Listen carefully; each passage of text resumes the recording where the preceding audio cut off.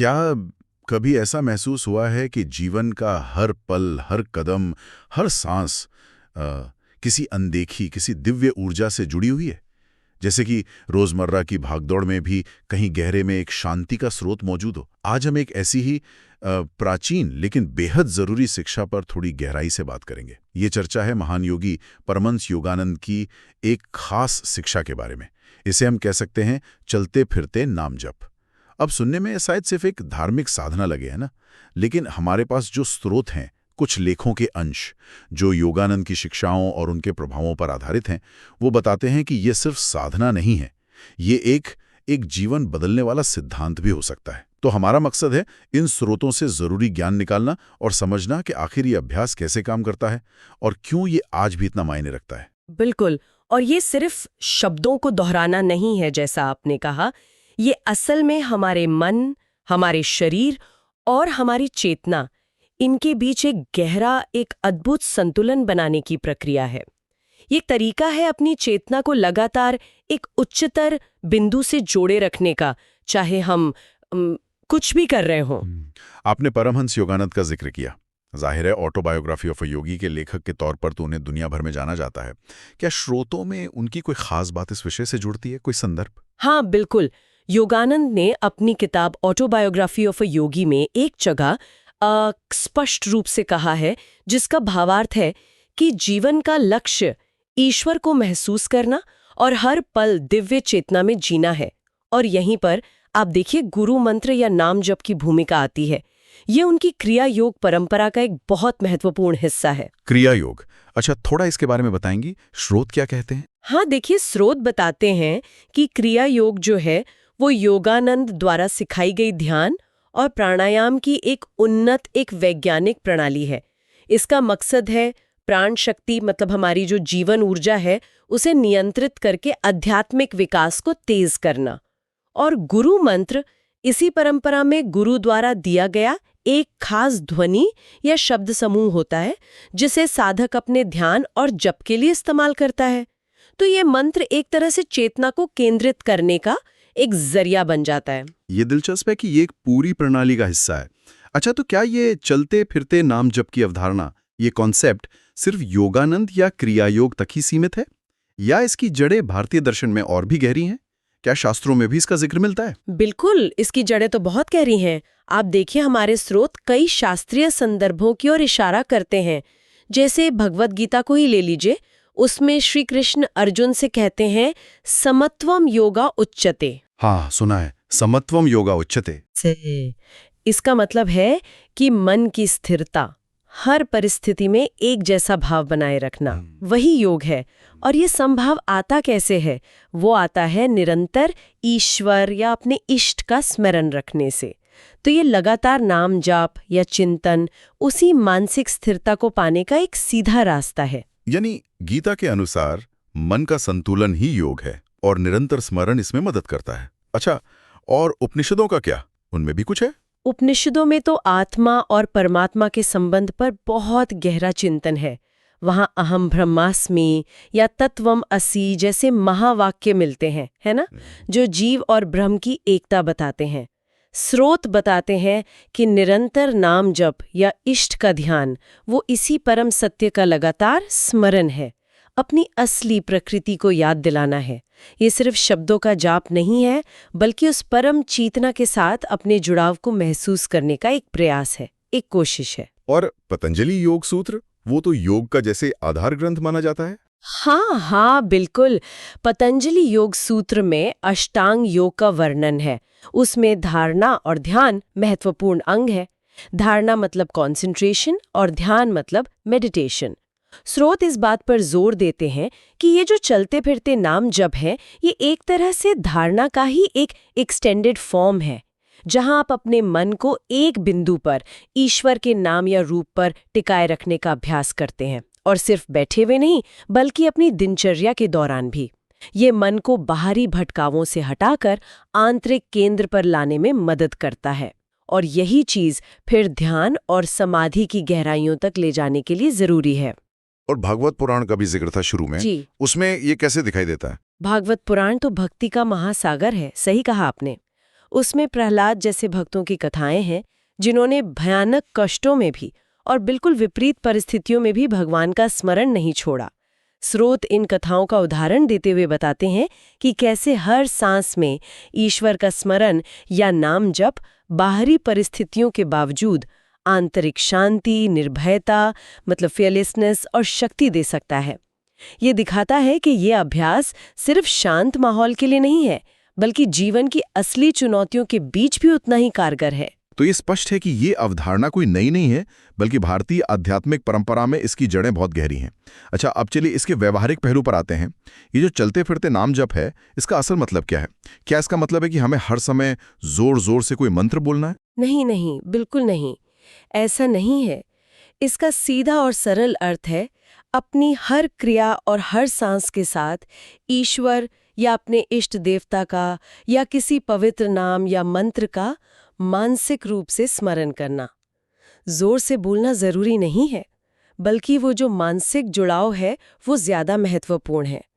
आप खाना बना रही हों, सफर कर रहे हों, दफ्तर का काम कर रहे हों या बस यूं ही टहल रहे हों, आपका एक आंतरिक ध्यान, एक सूक्ष्म सी याद लगातार उस दिव्य सत्ता से जुड़ी रहे। ये एक तरह से कह सकते हैं बैकग्राउंड में चलने वाले संगीत जैसा है, जो आपके हर काम को एक आध्यात्मिक आयाम देता है। स्रोत इस बात पे जोर देते हैं कि ये कोई मैकेनिकल दोहराव नहीं है, इसमें भाव, भक्ति और जागरूकता का होना जरूरी है। ये सुनने में बहुत गहरा और आध्यात्मिक लगता है, लेकिन आजकल तो हर चीज के पीछे विज्ञान ढूंढा जाता है।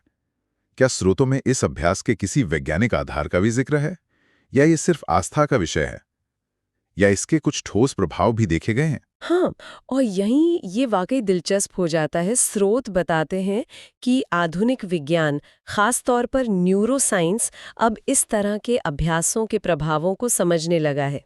शोध में ये पाया गया है कि नियमित नाम जप या मंत्र ध्यान मस्तिष्क की कार्यप्रणाली पर सकारात्मक प्रभाव डालता है। कैसे?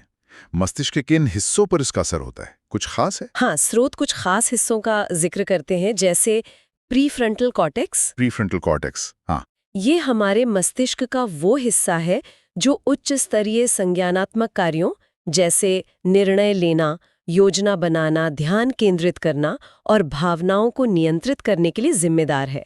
शोध बताते हैं कि इस तरह के ध्यान अभ्यासों से प्रीफ्रंटल कॉर्टेक्स में सक्रियता बढ़ती है और ये हिस्सा अधिक कुशल बनता है। इसका मतलब है बेहतर फोकस, कम भावनात्मक प्रतिक्रियाशीलता और ज्यादा स्पष्ट सोच। अच्छा, यानी ये हमारे सोचने वाले दिमाग को शांत और केंद्रित करने में मदद करता है। और क्या, और भी कुछ है? इसके अलावा मिड ब्रेन जैसे हिस्सों पर भी प्रभाव देखा गया है। ये हमारे तनाव प्रतिक्रिया, स्ट्रेस रिस्पॉन्स, या जिसे लड़ो या भागो, फाइट और फ्लाइट प्रतिक्रिया कहते हैं, उससे जुड़े होते हैं। नियमित अभ्यास से यह प्रतिक्रिया शांत होती है। स्रोत बताते हैं कि इससे तनाव पैदा करने वाले हार्मोन जैसे कॉर्टिसोल का स्तर खून में कम हो सकता है। कॉर्टिसोल, हाँ, ये तो स्ट्रेस हार्मोन है। बिल्कुल, और कॉर्टिसोल का बढ़ा हुआ स्तर लंबे समय में सेहत के लिए हानिकारक होता है। तो ये तनाव कम करता है। और क्या कोई सकारात्मक रासायनिक बदलाव भी होते हैं, मतलब ब्रेन केमिस्ट्री में कुछ? हाँ, बिल्कुल। स्रोत बताते हैं कि नाम जप जैसे अभ्यासों से सकारात्मक न्यूरोट्रांसमीटर्स जैसे सेरोटोनिन और डोपामीन का स्तर बढ़ सकता है। सेरोटोनिन और डोपामीन, ये तो फील गुड केमिकल्स हैं। खुशी और शांति की भावना से जुड़ा है, जबकि डोपामीन प्रेरणा, इनाम और ध्यान केंद्रित करने में भूमिका निभाता है। तो इस अभ्यास से न केवल तनाव कम होता है, बल्कि अच्छा महसूस कराने वाले रसायन भी बढ़ते हैं, जिससे मानसिक स्पष्टता और शांति की भावना बढ़ती है। कुछ अध्ययनों में तो मस्तिष्क तरंगों मतलब ब्रेन वेव्स में भी बदलाव देखे गए हैं, जैसे अल्फा तरंगों का बढ़ना, जो शांत और आराम की स्थिति से जुड़ी होती हैं। ये तो कमाल है, यानी शास्त्र और विज्ञान दोनों एक ही दिशा में इशारा कर रहे हैं। ये बहुत बढ़िया है। अच्छा, क्या परमहंस योगानंद के जीवन से कोई ऐसा किस्सा या उदाहरण है जो इस चलते फिरते नाम जप के प्रभाव को और स्पष्ट करता हो? कोई कहानी? हाँ, स्रोतों में एक प्रसिद्ध कहानी का जिक्र आता है। एक बार परमहंस योगानंद ट्रेन में यात्रा कर रहे थे और वे लगातार अपने गुरु मंत्र का आंतरिक जाप कर रहे थे, मन ही मन। उनके आसपास जो लोग बैठे थे उन्होंने बाद में बताया कि उन्हें योगानंद के चारों ओर एक अद्भुत शांति, एक सकारात्मक और सुकून देने वाली ऊर्जा का अनुभव हो रहा था। ऐसा लग रहा था जैसे उनकी उपस्थिति मात्र से ही पूरा माहौल शांत और पवित्र सा हो गया हो। तो ये किस्सा दिखाता है कि कैसे ये आंतरिक अभ्यास सिर्फ व्यक्ति के भीतर ही नहीं बल्कि उसके आसपास के वातावरण और लोगों को भी सकारात्मक रूप से प्रभावित कर सकता है। ये सिर्फ एक मानसिक व्यायाम नहीं है बल्कि एक ऊर्जा परिवर्तन की प्रक्रिया भी है। ये वाकई अद्भुत है, सोचकर ही अच्छा लग रहा है। तो जो लोग नियमित रूप से ये अभ्यास करते हैं, जैसा कि स्रोतों पे बताया गया है, उन्हें अपने जीवन में किस तरह के बदलाव महसूस होते हैं? क्या सिर्फ शांति ही मिलती है या कुछ और भी? देखिए, शांति तो मिलती ही है, वो तो है ही, लेकिन स्रोत बताते हैं कि इसके प्रभाव और भी गहरे और व्यवहारिक हैं। अभ्यासकर्ताओं के अनुसार सबसे पहला बदलाव जो आता है वो है नकारात्मक भावनाओं में कमी। नकारात्मक भावनाएं जैसे क्रोध, चिंता, भय, ईर्ष्या, ये जो भावनाएं हैं ये धीरे धीरे कमजोर पड़ने लगती हैं। ऐसा नहीं कि ये पूरी तरह गायब हो जाती हैं, पर उन पर नियंत्रण बढ़ता है, वो हावी नहीं हो पाती। अच्छा, और निर्णय लेने की क्षमता पर क्या असर होता है, डिसीजन मेकिंग पर? स्रोत बताते हैं कि निर्णय लेने की क्षमता बेहतर होती है, क्योंकि जब मन शांत और केंद्रित होता है तो हम परिस्थितियों को ज्यादा स्पष्ट रूप से देख पाते हैं। भावनाओं के उबाल में बहकर फैसले लेने की जो प्रवृत्ति होती है वो कम होती है। व्यक्ति ज्यादा संतुलित और विवेकपूर्ण तरीके से निर्णय ले पाता है। कुछ अभ्यासकर्ता तो ये भी बताते हैं कि उनकी अंतर्ज्ञान मतलब इंट्यूशन की शक्ति भी बढ़ी है। और आत्मज्ञान के बारे में क्या, सेल्फ अवेयरनेस? अपने विचारों, अपनी भावनाओं और अपनी प्रतिक्रियाओं के प्रति ज्यादा जागरूक हो जाते हैं, ज्यादा अवेयर। हम समझने लगते हैं कि हमारी असली प्रकृति क्या है, जो बाहरी उथल-पुथल से परे है। ये आत्म अन्वेषण की एक सतत प्रक्रिया बन जाती है। इससे जीवन की चुनौतियों का सामना करने में एक आंतरिक स्थिरता और आत्मविश्वास महसूस होता है।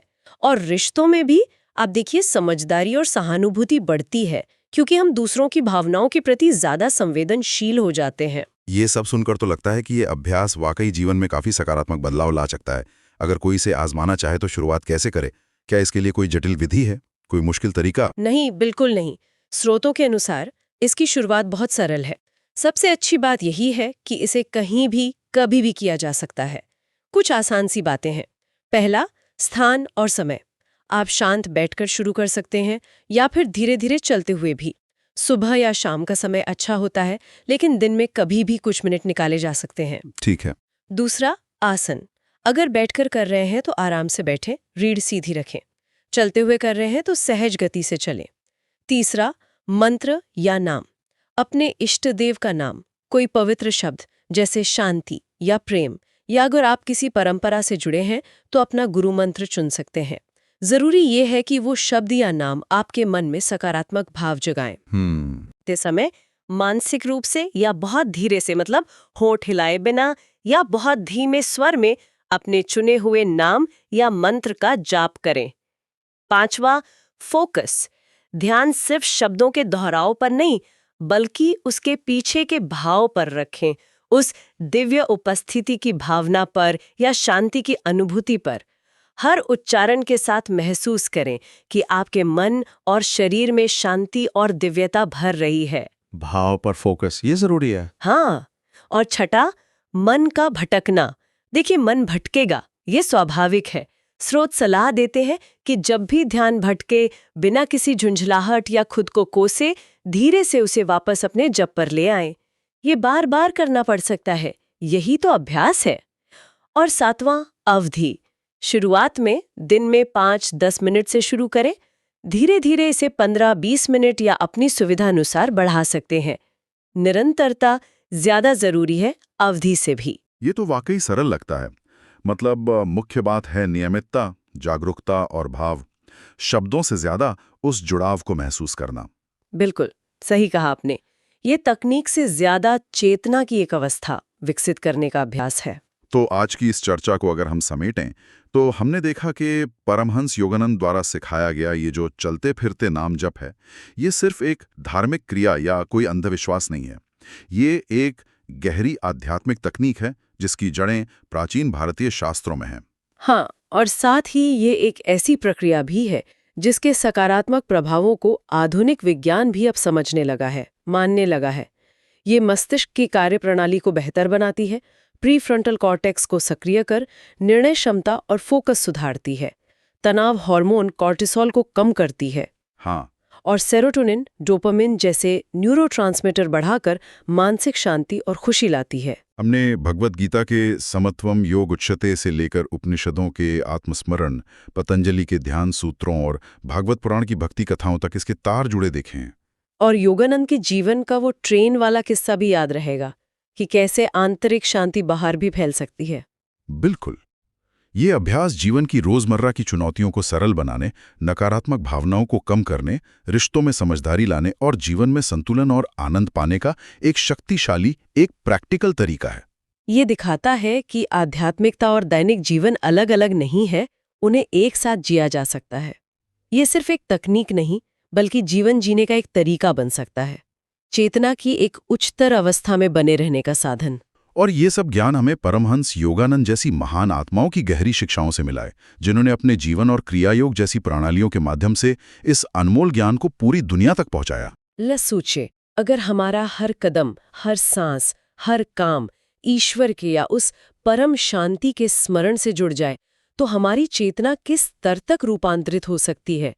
ये अभ्यास किसी भी परिस्थिति में, चाहे हम दफ्तर में हों, घर पर हों, यात्रा कर रहे हों या किसी मुश्किल दौर से गुजर रहे हों, आंतरिक शांति, स्थिरता और शक्ति का एक अटूट स्रोत बन सकता है। तो क्यों ना इसे अपने जीवन में थोड़ा सा स्थान देके देखा जाए। क्या पता, शायद कुछ मिनटों का नियमित अभ्यास ही रोजमर्रा के जीवन में वो संतुलन और आनंद ले आए जिसकी हम सब तलाश करते हैं। और अंत में यहाँ एक विचारणीय प्रश्न उठता है जिस पर हमारे स्रोत हमें सोचने के लिए छोड़ते हैं। अगर हर पल को, हर क्रिया को सचेत रूप से ईश्वरीय जुड़ाव या आंतरिक शांति में बदला जा सकता है, जैसा कि योगानंद और अन्य मनीषी सिखाते हैं, तो इस निरंतर अभ्यास के माध्यम से मानवीय क्षमता और आध्यात्मिक प्राप्ति की अंतिम सीमा क्या हो सकती है? हमारी चेतना कहाँ तक विकसित हो सकती है? इस पर विचार जरूर कीजिएगा। याद रखें, चलते फिरते नाम जप या निरंतर आंतरिक स्मरण जीवन को सरल और सार्थक बना सकता है, मन को शांत कर सकता है और चेतना को धीरे धीरे ऊंचा उठा सकता है। यह परमहंस योगानंद और हमारी प्राचीन ज्ञान परंपरा द्वारा दिया गया एक अनमोल उपहार है।